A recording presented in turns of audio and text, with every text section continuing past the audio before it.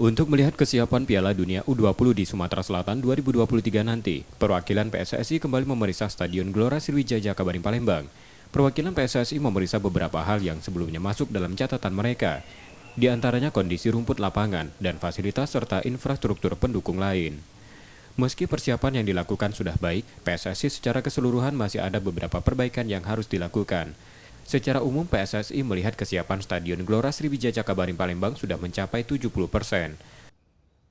Secara keseluruhan masih ada beberapa catatan minor saja, tapi utamanya untuk FOP kurang lebih ada perbaikan di beberapa spot. Untuk tribun nanti akan kita cek lagi, fungsional area ruang ganti, area drop off, hingga ruang-ruangan kompetisi tentu kita akan berikan saran masukan sesuai dengan kebutuhan. Hasil pemeriksaan PSSI ke Stadion GSJ Palembang akan dilaporkan pada FIFA. Nur Muhammad, Kompas TV, Palembang, Sumatera Selatan.